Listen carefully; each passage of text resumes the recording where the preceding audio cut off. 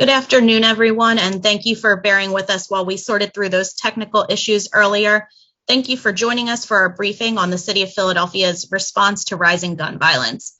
As a reminder, this briefing is for press only, so if you're not a member of the press, you can log out from the Zoom and watch on the live stream that is now running on the City of Philadelphia's Facebook page. We'll begin our briefing today with opening remarks from Mayor Kenney. Mayor, you have the floor. Good afternoon, everyone, and thanks for being here. A few weeks ago, after the horrific mass shooting in Olney, I announced that our administration would start providing more regular updates to the public about what we're doing to address the gun violence epidemic in Philadelphia. And when I say what we're doing, I don't just mean the police department or the Office of Criminal Justice and Public Safety. I mean our entire administration, including the Health Department, the Department of Behavioral Health and Intellectual Disability Services, our Office of Children and Families, and many other offices. It's my vision that these bi-weekly briefings will also feature updates from our community partners as well as partners across the criminal justice system and other state and federal agencies. This isn't an issue of one-size-fits-all solution, and it will take a concerted effort from all Philadelphians and stakeholders to bring the current levels of violence under control.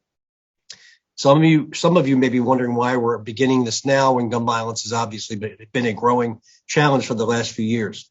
As I said last week, 2021 is on track to be the most violent year we've experienced in our lifetimes. We're less than 3 months in, and we've already lost more than 100 people to gun violence. It makes me absolutely sick to know so many Philadelphians have suffered these preventable deaths, that so many families and communities have been ripped apart in the wake of each loss.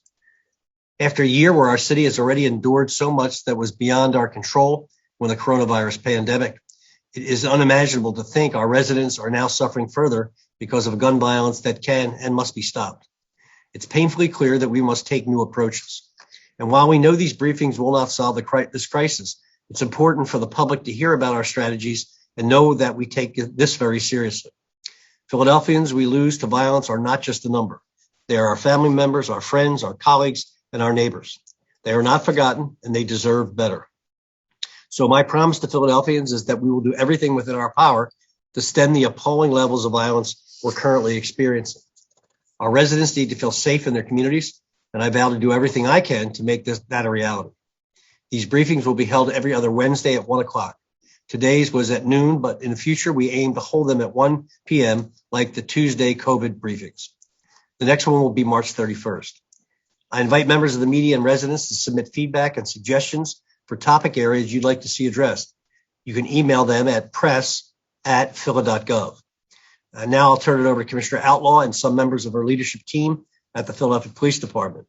Then you'll hear from Erica Atwood, Senior Director of Policy and Strategic Initiatives for our Office of Criminal Justice and Public Safety. And then you'll have an opportunity to ask questions. So now I turn it over to Commissioner Outlaw.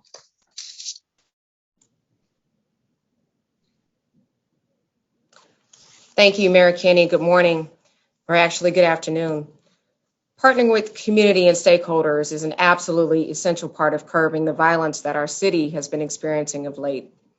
One of the ways that we've been actively working with the community and our partners is by increasing the transparency of our operations. We think by having these bi-weekly gun violence updates, we can help our community gain a better understanding of what's happening on the street in real time and the current efforts of our officers and investigators, basically what they're doing to help combat gun violence and solve crime.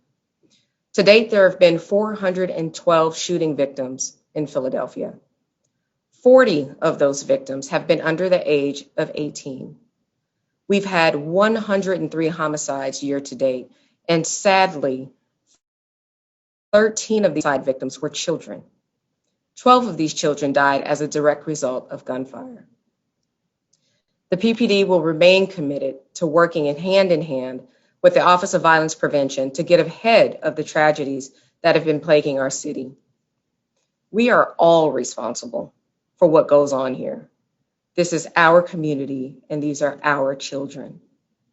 To that end, joining me today are Deputy Commissioner Joel Dales, who oversees PPD patrol operations, and Deputy Commissioner Ben Nash, who oversees PPD investigations. DC Dales will give you a breakdown of the recent gun violence that has been happening in our city, and DC Nash will speak about several individual cases we wish to highlight. I'm going to go ahead and turn it over to DC Dales first. DC Dales. All right. Thank you, Commissioner. Let me share my screen.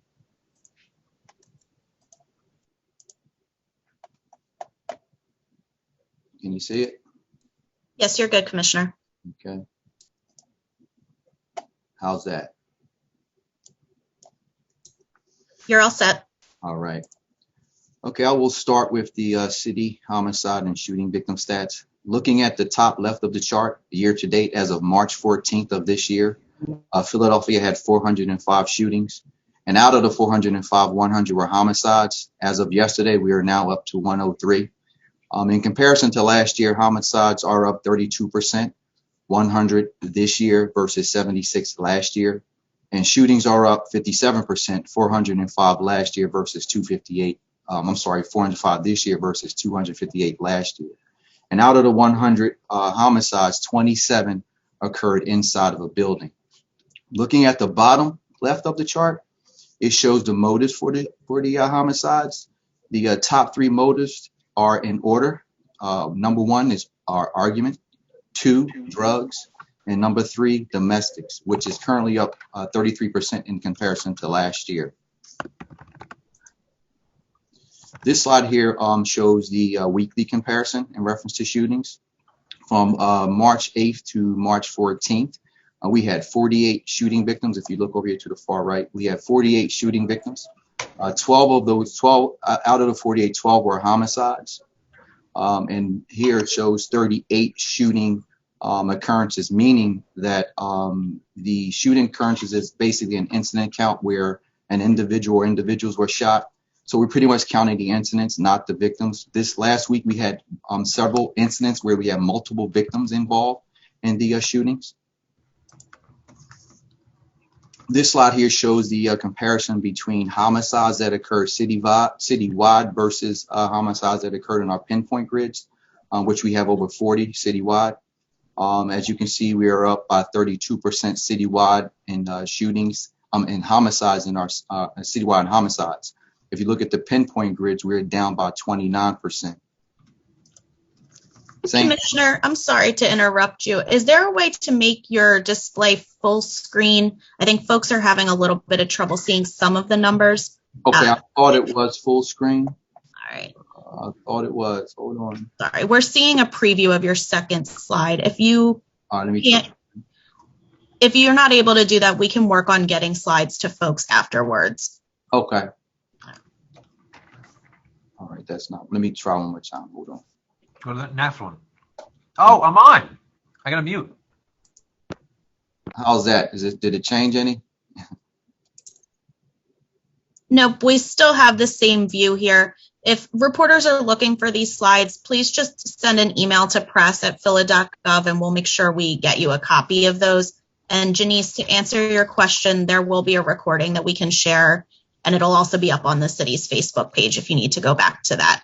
So I'm just going to let the commissioner get back to what he was presenting so we can get through everything, but we will make slides available if needed. All right. Is the screen back up? Yep, we're back up with the same view. Okay. All right. No luck. I'll work on it next time. Okay, this one here, again, it shows the same comparison, citywide versus shootings that occur within our pinpoint zone. This here are shooting victims.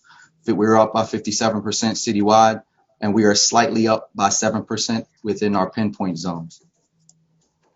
This slide here, looking at the chart on the left, these are the top 11 Philadelphia neighborhoods by shooting victim counts year to date as of March 15th of this year. The red pretty much indicates where majority of the shootings are occurring throughout the city. Anywhere from 9 to 29 shootings occur within these red zones. So here you can see Frankfurt, which is the northeast section of the city, Kensington, the east section of the city, Logan, and East Tioga, which is our northwest section of the city, North Philadelphia, which is our north central portion of the city, Paddington, Cobbs Creek, and King Sessing, which is the southwest section of the city. If you look at the chart on the right-hand side, these are the homicide counts citywide. And again, these are our hot zones where majority of the homicides occurred this year throughout the city. Here's a list of the top 11, the neighborhoods where these homicides are actually occurred. So we have Wissinoming and Frankfurt, which is our northeast section, Kensington East, which is our east section, Ogons, Logan, and East Tioga, which is our northwest section, Strawberry Mansion and Brewery Town, which is our north central section, Belmont and Cobbs Creek, which is our southwest section of the city. This slide here is the year-to-date VUFA arrest, which VUFA stands for Violation of Uniform Firearms Act, which is basically a person was arrested for illegally possessing a handgun in our city. If you look at the comparisons, we look at the chart on the left at the very bottom. As you can see, we had 690 VUFA arrests this year alone in comparison to last year, which we had 355. And this is updated from as of yesterday, March 16th. A majority of VUFA arrests occurred in the 24th District, 12th, 35th, 22nd, and the 14th District. If you look at the divisions to the right, the majority of the VUFA arrests occurred in our Southwest Division, Northwest Division, and East. What I would like to highlight the significant increase in VUFA arrests year to date by district and division. Can you see my cursor here? So looking at the 24 police district, you have they had 82 VUFA arrests, which they lead the city in VUFA arrests throughout the city, in comparison to 22 last year. That's a significant increase. 22nd district, they had 67 this year versus 34 last year. 12th district, 68 this year versus 29 last year. And the 14th district, they had 63 this year versus 15 VUFA arrests last year. And lastly, the 35th, they had 65 this year versus 33 last year. Looking at the divisions, the green indicates this is where a majority of VUFA arrests occurred, which is in Southwest, 189 this year versus 102 last year. East Division, 153 this year versus 71 last year. And lastly, Northwest, 176 VUFA arrests this year versus 81 last year. And this is my last slide. As of 3/16 of this year, 1,270 crime guns were recovered in our city. Any gun recovered by police as part of a criminal investigation is considered as a crime gun. I also want to note that the number does not include gun buybacks or turn-ins. These are strictly crime guns that were taken from our streets. If we continue at this pace, we could reach at least a total of over 6,000 by the end of this year if we stay at this pace. And with that, I will now turn it over to Deputy Commissioner Ben Nash, who is the Deputy Commissioner of Investigations, and he will speak about the cases we wish to highlight. Thanks, Deputy Commissioner Dales. Good afternoon, everyone. I'd now like to point out two specific individuals that we are looking for gun violence.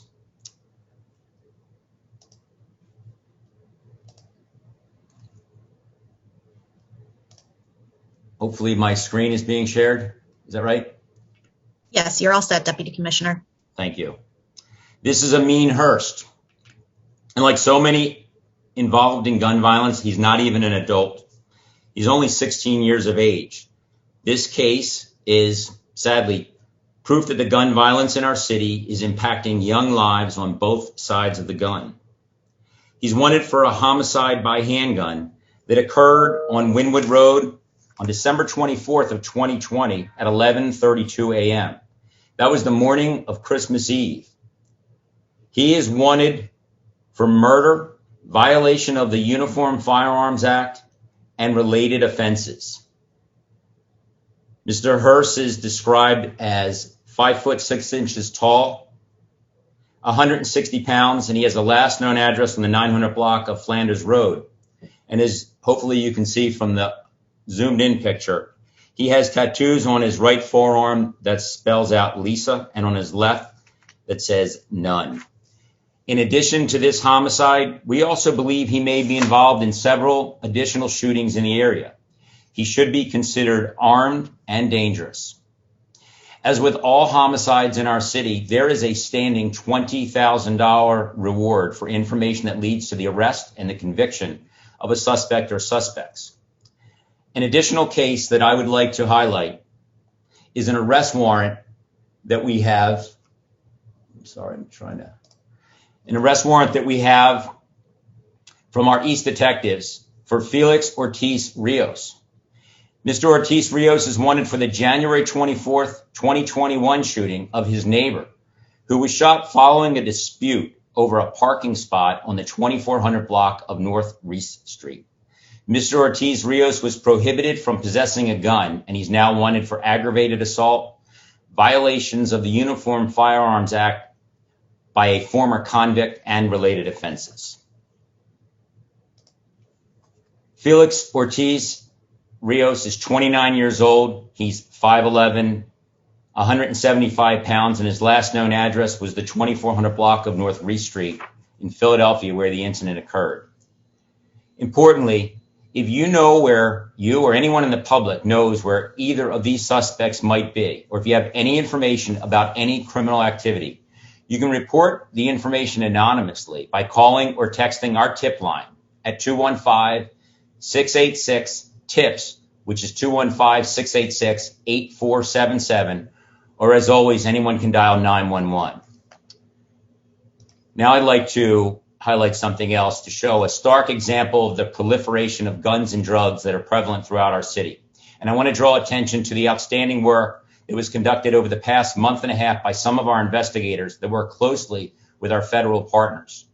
After becoming aware of social media posts showing a known drug suspect on the streets of North Philadelphia with multiple firearms, investigators worked diligently to identify the residence of the suspect and establish the necessary probable cause to search for the guns and drugs inside of the suspect's residence.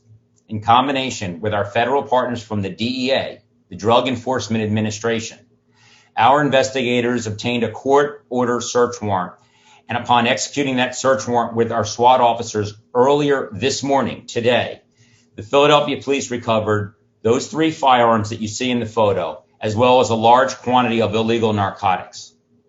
It is especially noteworthy that one of those firearms shown in this photograph is a semi-automatic handgun that had been converted to enable the gun to fire fully automatic mode.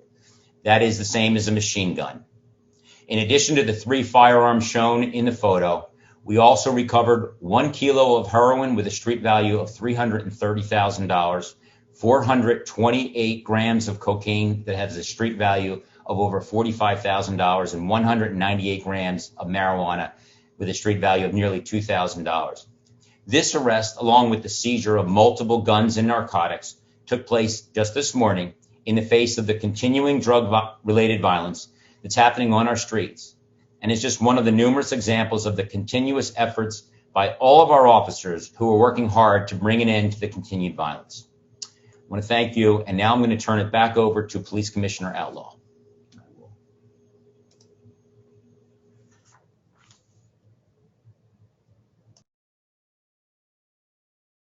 You're on mute. Sorry about that. There was a question asking us to verify or clarify actually what Pinpoint is. And Operation Pinpoint is our overall operational strategy that falls under the Roadmap for Safer Communities, the Philadelphia Roadmap for Safer Communities. But the Pinpoint areas are specific grids where the data and intelligence have informed us that these have become our hotspots here in the city. So we refer to the hotspots as the pinpoint areas, and a lot of our coordinated efforts are taking place within these pinpoint areas. And then we often compare and contrast the pinpoint areas, the results in the pinpoint areas to citywide efforts where we don't have those efforts. Hopefully that clears that up. So last year, our officers removed just about 5,000 crime guns from city streets, which is an all-time record. So far this year, our officers have removed almost 1,300 crime guns from our streets. That's 1,300, and we're only in March. We're now on pace to recover 6,000 crime guns in 2021, which of course would shatter last year's record. It's obvious that despite our officers' tremendous efforts, we continue to be plagued by gun violence.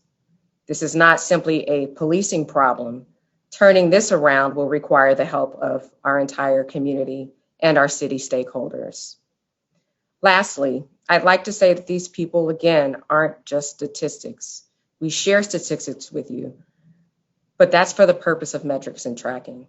We want to remind you that each and every one of these people had a life, someone who depended on them, someone whose entire world came crashing down the moment their loved one was taken away.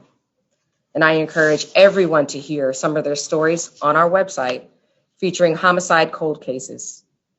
That website is www.homicides, www.phillyunsolvedmurders.com. Please send over any tips that you may have as it relates to these cases. We will not take a passive stance on what's going on here in Philadelphia. Our neighbors, our mothers, our fathers, our brothers, our sisters, aunts, uncles, our children are dying. Agency effort not only speaks to the complexity of the problem, but to the simple fact that this problem is not the sole responsibility of any one person or any one agency. It is our collective responsibility to ensure that our streets, our communities, and our children are safe. Thank you. That concludes our presentation for today. And with that, I'm going to turn it over to Ms. Erica Atwood, Senior Director of the Office of Policy and Strategic Initiatives for Criminal Justice and Public Safety. Good afternoon, everyone, and thank you, Commissioner Outlaw. Today, I'll talk to you a little bit about what we're doing for the Roadmap for Safer Communities. Launched in 2019, the Roadmap to Safer Communities is our 5-year comprehensive strategic action plan that guides this work for us. It does it under 4 key tenets: connected and thriving youth, young adults, and families, coordinated city services and planning, strong community engagement and partnerships, safer and healthier neighborhoods. Today, I'd not only like to illustrate this in the form of an update in the middle of these challenging times, but I'd also like to preview how we are updating that plan in response to the unprecedented violence we're experiencing. When the administration organized this work by creating the Office of Policy and Strategic Initiatives for Criminal Justice and Public Safety in the Managing Director's Office, they did so to better unify our efforts across the government, pouring in from every angle, garnering perspectives for solutions to the challenges, and to support opportunities for marginalized communities. Our efforts for safer and more hopeful communities cannot just belong to one office. We have to democratize our efforts to stop the hemorrhaging and eradicate the root causes of violence in our neighborhoods. We have to work with impacted communities, not just talk to them. Now is the time to have tough conversations and find ways to support leaders on the ground, especially young leaders who have inroads to the individuals who feel they have no other option but to shoot. Holistic solutions are paramount to our success. The work of violence prevention cannot be done in the most beneficial way to our communities without understanding how the city is reforming our criminal justice system, which has contributed to decades of inequity, injustice, and deep-seated mistrust in our Black and brown neighborhoods. Beyond reforming the system, we have to support those who have been trapped in it for years, if not generations. It is why our work also supports returning citizens with opportunities and resources through our Office of Reentry Partnerships. There are our family members, our neighbors, and our friends. There's a long road ahead to address the root causes. However, there are things we must focus on in the now. Data and community engagement is paramount. The criminal justice and public safety cluster work is supported and tracked by an in-house criminologist who manage our data collection and from the police department's operations and real-time pinpoint crime data reporting system. The Roadmap's tactical team helps drive this work with representatives from numerous city departments, law enforcement agencies, and community stakeholders. This weekly meeting helps us continually align and leverage the existing resources we have to combat gun violence and identify emerging opportunities that can further enhance our capacity to stop these senseless killings. The work relies on strong connections with community and has an engagement arm to boost these relationships with grassroots organizations and anti-violence activists. Our office works to strengthen connections with community leaders of all ages and backgrounds. Our Office of Criminal Justice with the Police Department and Behavioral Health is launching a co-responder pilot with first responders this will be first responders for people experiencing a behavioral health crisis, focusing on enhanced de-escalation and connecting people to the services that promote safety. Our Office of Criminal Justice works to advance administration goals around violence reduction and criminal justice reform by developing partnerships with city agencies in this criminal justice arena, along with community. We utilize the funding from our MacArthur Safety and Justice Challenge to reduce racial disparities in city jails and the system as a whole. We also work to reduce the number of incarcerated pretrial and reduce violations of probation and create efficiencies in case processing that reduce length of stays. Our Office of Violence Prevention is really focused in partnership with the police department, and we deploy our community crisis intervention teams, concentrating on intel gathering and determining the motivation for shootings. We are bringing our staff with the most familiarity and credibility in the affected neighborhoods to ensure communities' needs are met and potentially quell any thoughts of retaliation. Through our Office of Violence Prevention, we also have our Group Violence Intervention Program. Since August, these GVI teams have visited approximately 500 homes to have direct conversations with young people at most risk of being victimized or perpetrating gun violence. These are powerful engagements where young people and their families must face the risk and consequences connected to groups and ongoing disputes that lead to violence and death. GVI continues to work closely with communities in West and Southwest, North Philadelphia, Northwest. Our team conducts follow-ups, engagements with the groups within all the police divisions, and social services teams continue to engage and connect individuals to resources and services per their requests and needs. We also have our Office of Town Watch Integrated Services, which works with community organizations across the city with a focus on engaging young people in community. Along with CCIP, Town Watch will be reaching out to community members they have relationships with that are affected by violence. Our Office of Reentry Partnerships provides support for returning citizens to help find resources that include jobs, housing, and other basic needs as they work to reconnect with the community. We offer micro grants for grassroots organizations supporting people coming home from incarceration.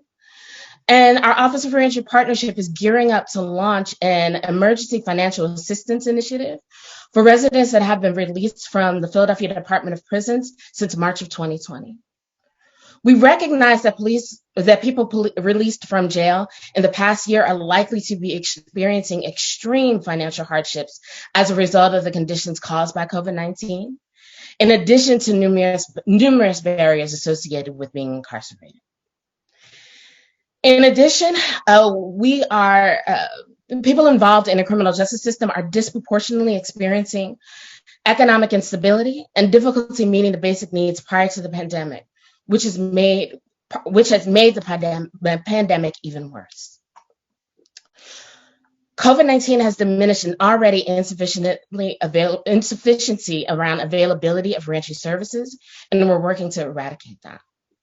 We are also partnering with the Department of Behavioral Health to develop tailored plans that support the Roadmap to Safer Communities tactical team, as well as our GVI efforts. We are coordinating with our community crisis intervention team to support communities immediately after experiencing gun violence. What will happen in our next briefing on March 31st is we will be presenting a full update on our new framework for the Roadmap to Safer Communities. And I thank you for your time today and happy to answer any questions you may have. Thank you, Erica. We'll now move to Q&A for members of the press. If you haven't done so already, please be sure to update your display name to include your media affiliation. That way we know who to call on. In addition to Mayor Kenny, Commissioner Outlaw, and Erica Atwood, we're also joined today by Managing Director Tumar Alexander and Deputy Commissioners Dales and Nash, who spoke earlier. Because of limited time, only one representative from each media outlet will be permitted to ask questions. Reporters are asked to limit their questions to 3 or fewer so that we have time to get to everyone. And Stephanie, I see your note in the chat here. You should be able to raise your hand if you click on reactions in your panel down at the bottom. But if we aren't able to resolve that, I'll be sure to come to you at the end of the list of folks. First up, we are going to have Jeff Cole from Fox 29. Jeff, you should be able to unmute yourself and ask your questions. Here we go. First for the mayor. Mayor, I know this is your first citywide briefing in this way on crime, but are you going to announce any kind of policy change, anything that'll be different than what happened the week before or the week before that? Well, this is an ongoing process that we're attempting to address. I think the thing that you've heard through the police department's presentation is the number of guns that are on the street is irrational and crazy. And that we've been taking them out of people's hands on a regular basis since the beginning of this year and all of last year. But it seems, though, that the supply continues to exceed our ability to get them out of people's hands. We need some help, not only from the state, but from the federal government, potentially, to slow the flow and availability of weaponry that people get their hands on. We continue to address the issues as we can. I think we get a holistic report on what we're doing, but I don't have any major announcements on policy changes today, unless you can give me an example of what policy you would change. Mayor, I mean, you're not going to get any help from the state. You know that. I know that. So I understand never that. I understand that. So that's what we're talking to the feds also to see if we can get some help from them regarding the number of guns and where they're coming from and how people are getting a hold of them. We need to continue to do our best to get those guns out of people's hands. You see any value, Mayor, in some sort of curfew to try to keep teens off the street during the times when victimless teens playing basketball get cut down? Well, that probably would not have helped the curfew. Some of these shootings take place during the day. And the other issue is if we put a curfew in place, we're penalizing the law-abiding people who need to move around. Young people need to go to work, go to school. So I don't know if a curfew at this point is called for. I mean, a couple of these teens are completely law-abiding. They were playing basketball in the neighborhood. Somebody gets out and shoots. I understand that it's an absolute tragedy. I don't know whether or not a curfew would have impacted that, considering the time of day in which they lost their lives. Thank you. Thank you, Jeff. Next up, we have Walter Perez from 6ABC. Walter, you should be able to unmute. Thank you. Commissioner Outlaw, can you address any added measures, if there are any, to protect Asian Americans in Philadelphia in light of the horrific incident, in particular yesterday in Atlanta? Yeah, thank you for that question. Fortunately, at this time, we don't have any specific intelligence or any information that leads us to believe that something like that would happen here. However, we have been in communication, my executive team, as well as folks in our Community Relations Bureau, have been in direct communication with liaisons from the Asian community so that we, one, make sure we establish maintain our lines of communications in the event something does need to be reported, and to ensure that we have increased visibility in areas that are of concern. And I would even say, not even in light of what happened yesterday, and personally going out and doing a walking tour, specifically in Chinatown, there was a lot of anxiety expressed around crimes against those who either perceived or are of Asian descent because of the pandemic, and that there were maybe some fear of reporting said crimes. We hadn't seen an increase here, but we want to do everything that we can to keep open lines of communication so that people are comfortable with reporting if need be, and making sure that we're deployed where we need to be to ensure that there is a calming presence there. Thank you. Thank you, Walter. Was that it for you? That's it. Okay. Next up, I have Joe Holden from CBS 3. Joe, you should be able to unmute. Yes, good afternoon, Mr. Mayor and Commissioner Outlaw and others. First question is, last week, Captain Jason Smith laid out 3 reasons why he believes teens are getting shot and killed in the city. The first was availability of guns, which we've spoken about. The second was beefs on Instagram. The third was that they've been out of school. Can I get some reaction to that the homicide unit has basically zeroed in on those being 3 of the lead factors of engagement as to why these teens are being killed? Commissioner, you want to go first? Sure, I can start with that. Whether it's teens, young adults, those are, pretty specific factors and things and patterns that we found throughout 2020. Now, when you add the other piece, there are some, quite frankly, there are some young folks that we talk about a curfew, but a lot of our children are supposed to be attending school remotely, and then some aren't, and they're out there in the street, so I think it's important to focus on, the touch points that we didn't use, that no longer exist because of the pandemic. And we have to focus our efforts in making sure that we partner with those who are keeping in touch with these kids, so that we can not only, track where they are, find out who they are, where they live, who they belong to, but it makes it more and more difficult to get ahead of these things, because a lot of these things aren't tangible.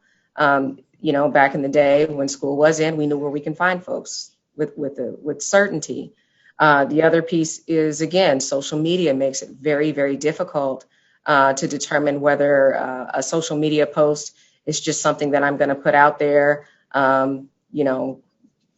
without any intent behind furthering a threat, if it is a threat, or whether or not there is. So again, because there's not a lot of tangible items out there for us to hone in on, we find ourselves utilizing our resources all over the place, trying to partner with those who have actually physical contact with these folks or know the best location where we could interact, or the best mediums to interact with these people. Because again, the pandemic has caused everything that was normal in the past to be different, and we have to be creative in how we, basically how we address reaching these folks or connecting with these folks socially. Plus, expanding on that comment, we've been through a year where basically the criminal court system has not been operative. Probation and parole has not been operative.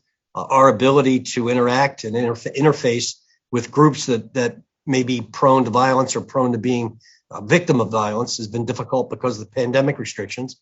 And we're hoping that as vaccinations increase and the disease begins to subside, we'll have the ability to interact more directly with people, to offer them not only the issues relative to the punishment and penalties for their actions, but also the opportunities for them for job training, drug treatment, and a way to get out of the life that's leading them potentially to be killed.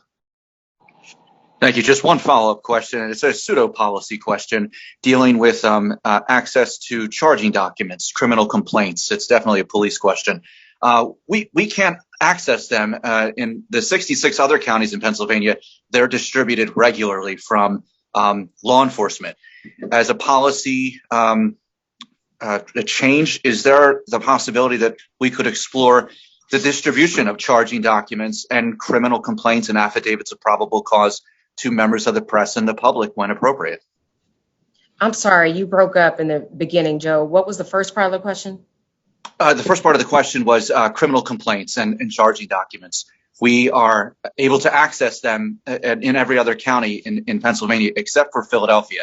We've long been told it's the way that paperwork is processed in the police department. Just wondering going forward for, greater transparency, if that's something we might be able to explore. I'd be happy to explore that moving forward. Thank you. Thank you, Joe. Before I move to the next question, I do want to note that we're going to go to about 1:10 for Q&A, and we still have 7 or 8 folks that have questions. So I'm going to ask to keep it to just 2 questions per outlet so we can get to everyone. And just out of respect for everyone's colleagues, if we can keep both the questions and the answers as tight as possible to get through everything. Next up, we have Saj Blackwell from PQ Radio. You can go ahead and unmute.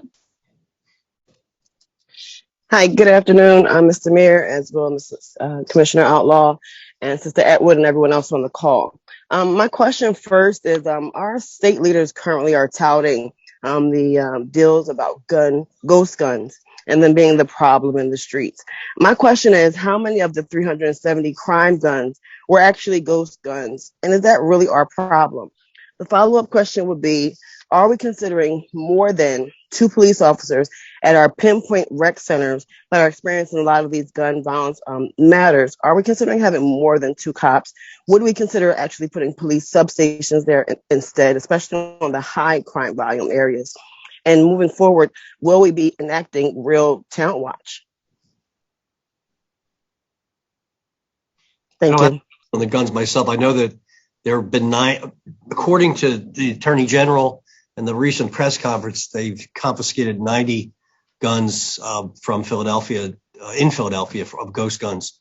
But they're trending upward, but they're not the overwhelming problem. The overwhelming problem is you can get a gun in Pennsylvania and Philadelphia faster than you can get a driver's license. And until that's not the case, we're going to be struggling with this because if all the 1,200 guns have been taken off the street, seemingly simultaneously been replaced because of the easy access to weaponry in Pennsylvania.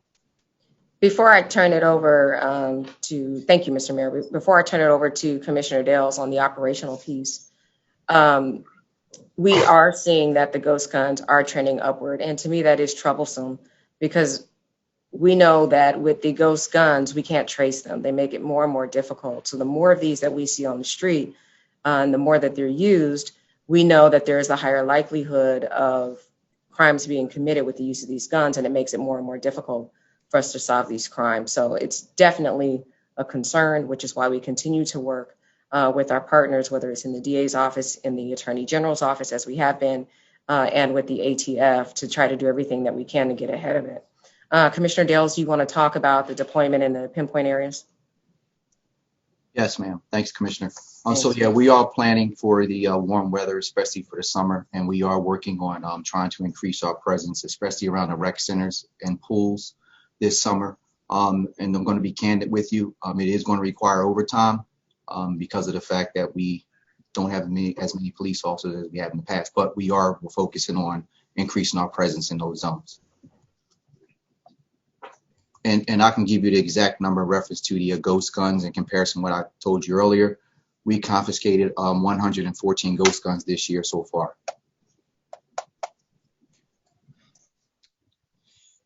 Yeah, and to answer your question regarding Town Watch, we do have kind of an active Town Watch recruitment going. Currently, we are presently actually about to go into, after this press conference, a meeting with Heritage School with our Town Watch.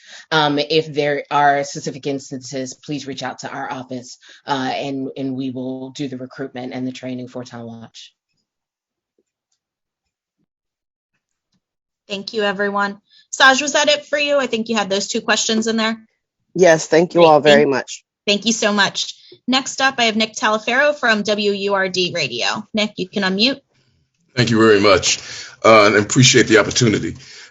We've seen this before, and whenever we're trying to quell violence as a socio-pathological presentation, it always involves connecting with people at the street level, community grassroots groups. And I wanted to ask, have we identified resources that we can make available to these grassroots groups? And then the second question would be to the commissioner or to Commissioner Dales, and that would be, what is the current closure rate on homicides in the city, and what you perceive to be the major impediments to being able to close cases as far as homicides are concerned?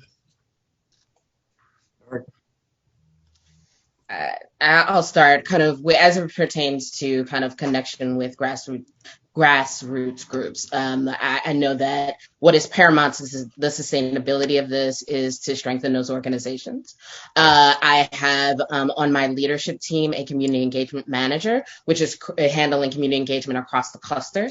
If we are developing a strategy to assess the needs of these community organizations and then build out opportunities to support those needs, either through capacity building, connection to resources, and connection to other city agencies that may support them to strengthen them. And we're continuing to ask them to support us in very strategic ways. So as we're moving forward with our tactical meetings, we are inviting some community stakeholders who are able to address real-time needs of what we're experiencing in the neighborhoods, kind of geographically focused strategy. So there's numerous ways that we are looking to engage grassroots organizations, not only to support the work that they're doing, but for them to support the work that we are doing. And just to let me add on, good afternoon, folks. Tumar Alexander, Managing Director for the city. Just to add on to Erica's point, one of the big ways, Nick, that we support those groups is through our targeted community investment grants. I think we're now on our third round of grants that we're looking to do an announcement sometime soon with community groups. These are grants anywhere between $500,000 and $20,000 to organizations that's on the ground. doing a lot of this work in these communities, working directly with these young people in the communities. And, like Erica said, part of the capacity building, and building up those organizations, but also trying to give some seed money and some financial incentives for them to continue to be able to do the work and have the resources. Great answer. Thank you. Commissioner? And I can chime in. Our current clearance rate for homicides is hovering at about 49% right now. And it ebbs and flows. I mean, just a couple of weeks ago, it was much higher than that. And then we experienced a spate of shootings and, caseloads increase. We have the same amount of detectives and our clearance rates go down. With that said, there have been some impediments. We've talked about them over the last year. One of the biggest ones is having witnesses come forward and having been out in the community personally. There's various reasons for that. One of them is the very, and we historically, we know that the relationship between the community hasn't always been the best one. And so there's a trust factor there. Not only do folks want to trust that they can come to us, but they also want to be ensured that there will be follow-up and something will happen and that they'll be safe while doing it, because we know that a lot of these incidences are happening within neighborhoods. It could be someone that lives on their block or around the corner, or that they have to interact with at some point, because there's such a close tie or nexus between the victims and the offenders. Masks have also been an issue with our ability to identify folks. We have been successful with a lot of our cases in clearing our cases through the use of video evidence when witnesses don't want to come forward. So some of these locations have not had a lot of video. That would be helpful. But with that said, it's just making sure that we're doing what we can on our end to boost capacity to be able to address a lot of these cases. When we were experiencing a higher clearance rate earlier on, or at least a couple of weeks ago, we had to, our homicide captain had to make a call and reprioritize how they handled these cases. And they were focusing a lot on cases from this year, which means that a lot of our cold cases or our older cases weren't now mentioned that the newer cases were getting. So we're going to have to find a new way, a new investigative strategy, either with partnership, or if we have the ability to bolster our detective unit within, or our homicide unit, and get more people in there. But we have to find a way to really pay attention to those cold cases as well, so folks know, again, that there are consequences and we're still paying attention to what's going on, and that these loved ones know that their loved ones haven't been forgotten. Thank you, Commissioner. And thank you, Nick, for those questions. Next up, I have Mike Donafrio from the Philadelphia Tribune. Mike? Yes, I'm here. Thank you very much. So first question, considering the homicide and shooting numbers this year so far, and the fact that we've lived under a whole year under the pandemic, does the mayor, the administration, and or commissioner believe you are successfully connecting and building trust with young Black men in the city, who we all know are more likely to be shooters and more likely to be killed by gun violence? And if so, tell me how you're doing it, or the creative ways you're looking to reach them leading into the spring and summer, when we all know shootings and homicides spike. Well, as I said earlier, we've been hampered with our ability to interface with people based on the pandemic and based on the requirements of distance and masking and not being able to get people together in groups. As we get more vaccinations into people's arms, the cases go down, the deaths go down, we'll have more freedom to interact with people in a group setting. Additionally, as I said earlier, the courts weren't working, the probation and parole wasn't working, and now they're starting to get vaccinated and get back to their jobs, so that people who are under supervision or need supervision will have more interaction with the court system and with probation and parole. So I mean, we've been handcuffed in many ways by the requirements of the virus, related to the virus. And as things hopefully get better, as we get closer in the summer, we'll have more ability to personally interact with people. Hey, Mike, and just to add on to what the mayor said, to your question, we could always do a better job of reaching our young people and definitely meeting our young people where they are. Erica and her team, and along with Commissioner Outlaw and her team, have started doing some of that work We could do a better job on getting young voices to the table, making them a part of planning for what the solutions are, hearing from them the real on the ground facts, truth about why things are happening out in the community, and not just us speculating about why things are happening with them. We could absolutely, government always do a better job, but I'll let Erica and possibly Commissioner Outlaw add on and talk about some of the engagements that's taking place already with our young people and some of our future engagement that we're planning. Yeah, I'm just looking for new stuff. Just only, yeah, just like new stuff you're thinking about. Yeah, so Mike, I will say this. We launched 2 weeks ago, and it's kind of in its test flight stage, what we're calling a next gen task force. And so this is a group of young people from, we're looking to it across the city. We've started with the 22nd district, where we're meeting with young people who don't typically have the ears to leadership in the city, but are very much connected to young people who are kind of on the block, have access to guns. We are getting ideas and information and working with them to do some real-time problem solving for what they're seeing in their community and supporting them in their work. All right. And then, Commissioner, do you have any response to that first question? I do. Can you hear me? I'm sorry, my screen keeps freezing. Okay, I'm here. Yeah, so in addition to what's already been shared, I personally, along with other members of my team, have been meeting in smaller, intimate group settings with folks with their feet on the ground, the grassroots organizers, those who are out there doing the community outreach, and being intentional about, when meeting with these folks, that there are representatives of our young adults at the table.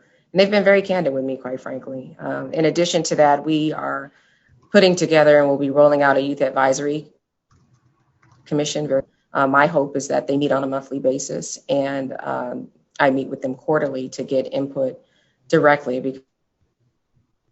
because again, we recognize not only were we hampered in our ability to engage, but really there was a very strong disconnect between us and the young folks in this community. And given that we're seeing our victim shooters out, our teenage shooters also need outreach or engagement of some kind, we got to do better and with this demographic, and that's what we'll be doing in 2021. All right, and then just the second question. Mike, I'm sorry, but I still have 5 people to get through, and we have less than 5 minutes to do it. Just a yes or no. I just want to be clear, there are no new policy programs announcements today from the administration, right? No, nothing new, no changes or anything like that. That's what I got after Erica's statements, that a roadmap plan update will be given later, but there's nothing new in terms of that today. Erica, do you just want to clarify on that? Sure. We'll be giving a full update on the new taxes for the roadmap, yes, in our next briefing. But Mike, what I did say is that the new thing we are doing is the Next Gen Task Force, the emergency response to COVID with returning citizens, and our new tactics around engaging community through GVI and CCIP in response to some of the higher upticks in gun violence. All right, thank you. Thank you. Next up, I have Denise Clay at the Philadelphia Sunday Sun. Denise, you can go ahead and unmute. Hi, good afternoon, everyone. My question is, when you're talking about case clearance and different things in terms of like solving the cases where folks are getting shot, witness protection becomes an issue. It's kind of been a notorious fact here in the city that witness protection hasn't really gotten the attention it needs, and because of that, people are afraid to come forward. What are you doing to shore up witness protection? And most importantly, what are you doing to shore up witness protection when it comes to young people who, you know, if they go under a witness protection program, they have to completely change their school and their life and everything. What are you doing about that?